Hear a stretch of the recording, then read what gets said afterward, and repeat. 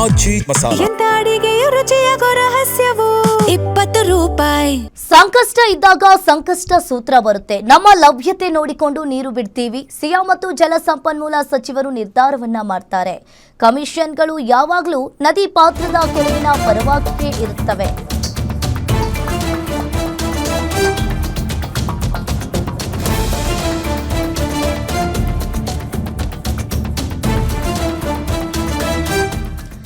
ಸಂಕಷ್ಟ ಇದ್ದಾಗ ಸಂಕಷ್ಟ ಸೂತ್ರ ಬರುತ್ತೆ. ನಮ್ಮ ಲಭ್ಯತೆಯನ್ನ ನೋಡಿಕೊಂಡು ನೀರು ಬಿಡ್ತೀವಿ. ಸಿಎಂ ಮತ್ತು ಜಲಸಂಪನ್ಮೂಲ ಸಚಿವರು ನಿರ್ಧಾರವನ್ನ ಮಾಡ್ತಾರೆ.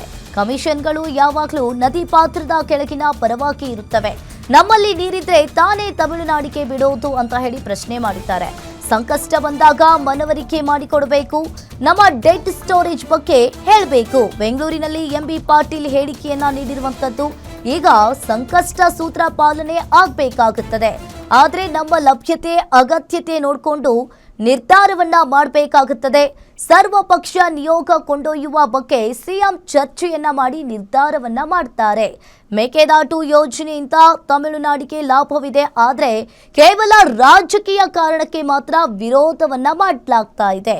ಇನ್ನು ಒಂದ್ ಕಡೆ ಸಿಎಂ ಕೂಡ ಜಲಸಂಪನ್ಮೂಲ ಸಚಿವರಾಗಿದ್ದವರು, ಅವರು ತಮಿಳುನಾಡು ಸಿಎಂ ಜೊತೆಗೆ ಚರ್ಚೆಯನ್ನ ಮಾಡ್ತಾರೆ ಅಂತ ಹೇಳಿ ಎಂಬಿ ಪಾಟೀಲ್ ಅವರು ಹೇಳಿದ್ದಾರೆ. ಯಾವಾಗಲೂ ನಿರಂತರವಾಗಿ ಅದು ನಡ್ಕೊಂಡೇ ಬಂದಿದೆ. ಇವತ್ತು ನಾವು ಎಲ್ಲಿ ಅಪ್ಪರ್ ರೈಪೇರಿಯನ್ ಸ್ಟೇಟ್ಸ್ ಇರ್ತೀವಿ, ಲೋವರ್ ರೈಪೇರಿಯನ್ ಪರವಾಗಿ ಇವತ್ತು ನಿರ್ಣಯಗಳನ್ನ ಇವತ್ತೊಂದು ದಿವಸ ಯಾವಾಗಲೂ ಕೂಡ ಈ ಕಮಿಷನ್ಸು ಆಮೇಲೆ ಟ್ರಿಬ್ಯುನಲ್ಸು ತಗೋದು ಬಂದಿದೆ. ಇದು ವೈಜ್ಞಾನಿಕವಾಗಿ ಆಗಬೇಕು. ಈಗ ಒಂದು ವೇಳೆ ಇಲ್ಲಿ ನಮಗೆ ಸಫಿಷಿಯೆಂಟಾಗಿ ನೀರಿದ್ದರೆ, ನಮಗೆ ಸಾಕಾದಷ್ಟು ನೀರಿದ್ದರೆ ನಾವು ಕೆಳಗಡೆ ಬಿಡ್ಬೋದು.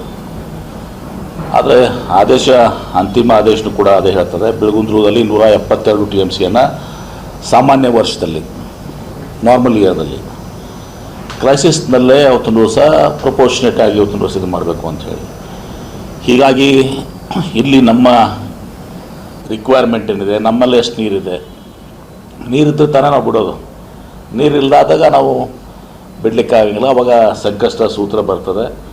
ಅದೆಲ್ಲವನ್ನ ಕೂಡ ವಿಚಾರ ಮಾಡಿ ಇವತ್ತು ಮುಖ್ಯಮಂತ್ರಿಗಳು ದೆಹಲಿಯಲ್ಲಿದ್ದಾರೆ, ಎಂಟೈರ್ ಟೀಮಲ್ಲಿದೆ, ನಮ್ಮ ನೀರಾವರಿ ಸಚಿವರು ರಾಮಲಿಂಗರೆಡ್ಡಿ ಅವರಿದ್ದಾರೆ.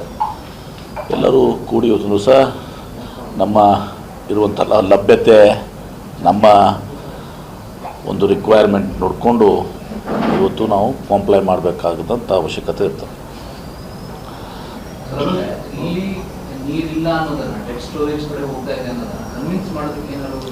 ನೋಡಿ, ಅವ್ರ ಕಡೆ ಎಲ್ಲನೂ ಡಾಟಾ ಇದ್ದೇ ಇರ್ತದೆ. ಸೆಂಟ್ರಲ್ ವಾಟರ್ ಕಮಿಷನ್ ಕಡೆ ಯಾವ ಡಾಟಾ ಇರೋದಿಲ್ಲ ಅಂತಲ್ಲ. ಇಡೀ ದೇಶದ ಎಲ್ಲ ನದಿಗಳಲ್ಲಿ ಯಾವ ಡ್ಯಾಮ್ನಲ್ಲಿ ಎಷ್ಟು ನೀರಿದೆ, ಲೈವ್ ಸ್ಟೋರೇಜ್ ಎಷ್ಟಿದೆ, ಡೆಡ್ ಸ್ಟೋರೇಜ್ ಎಷ್ಟಿದೆ, ಇದೆಲ್ಲವೂ ಕೂಡ ಇರ್ತದೆ.